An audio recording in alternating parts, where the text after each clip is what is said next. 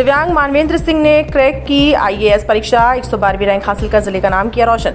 कभी अपने पैरों पर खड़े होने में भी असमर्थ मानवेंद्र के जज्बे को मिल रहा समाज में सम्मान। राष्ट्रीय चेतना मंच सहित कई जनप्रतिनिधियों ने घर पहुंचकर किया सम्मानित। शारीरिक रूप से निर्बल मानवेंद्र ने दिमाग से निर्बलता को दी मात। नानी के घर में रहकर पाया मुकाम। जेईई पास कर आईआईटी पटना से बीटेक के दौरान शुरू की थी तैयारी।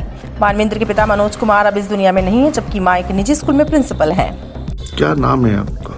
मेरा नाम सर रेनू सिंह है। मैं saint RJ public school city branch की प्रिंसिपल हूँ। आज आपके बेटे ने आईएएस की परीक्षा पास की है और जबकि ये 50% डिसेबिलिटी भी है, तो किस तरह से आप इस ऊंचाई तक उन्हें पहुंचाया है? सर, सबसे पहली कृपा तो भगवान की है कि जो हमेशा हमारे और उसके साथ में खड़े रहे। दूसरी, हमने इनके लिए देखा कि ये क्या, इनके अंदर क्या खूबी है, कुछ ना कुछ गुण होता है, तो उस गुण को पहचाना। तो ये बहुत इंटेलिजेंट थे, इनका आईक्यू लेवल बहुत हाई था, तो हमने उसी को प्रेज करना शुरू करा। इनका ट्रीटमेंट 6 महीने के थे तब से चलता रहा। जहाँ जिसने बता दिया, पूजा पाठ, आयुर्वेदिक, फिजियोथेरेपी, अलग अलग तरह की थेरेपी भी हमने कराई।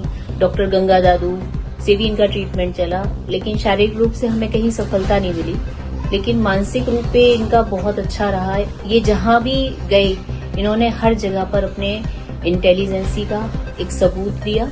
चाहे वो 10th की बोर्ड की परीक्षा थी, 12th का रिजल्ट में भी इन्होंने, टॉपर तो नहीं थे, लेकिन इन्होंने हमसे ये कहा, हमने कहा बेटा आप तो बहुत अच्छे हो, तो ये ऐसे कैसे? तो उन्होंने हमसे कहा मम्मा बस 1 महीना वेट करिए आप और उसके बाद देखना। तो हमने क्या कि आप देख लेना, और सर इसने करके दिखाया। 1 महीने बाद इनकी फोटो बहुत बड़ी थी और जिन बच्चों ने 12th टॉप की थी उनकी फोटो छोटी छोटी थी, क्योंकि इन्होंने जी एडवांस जो है वो क्रैक करा 63 रैंक में ऑल ओवर इंडिया।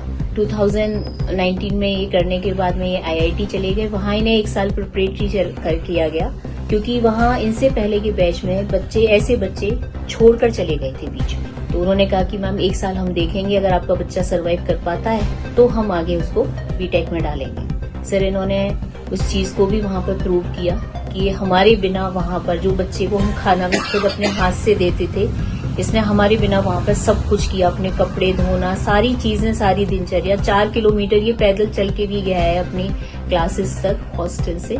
फिर इन्होंने वहीं पर जो साइकिल ये कभी नहीं चला पाए, वहां जाकर इन्होंने साइकिल चलाना भी सीख लिया। तो ये भी अपने बात आप में, क्योंकि जो इस बच्चा अपना बैलेंस नहीं बना पा रहा है, वो साइकिल पे बैलेंस बना जाए, ये भी अपने आप में बहुत बड़ी वो है। वहां पे भी अच्छे स्कोरर रहे हैं सर, अपने उसमें बैच के टॉप 10 में रहे हैं। और वहां के साथ साथ इन्होंने अपने इसका आईएएस का, यूपीएससी की परीक्षा का सफर जो है वो अपने लास्ट ईयर में शुरू कर दिया था।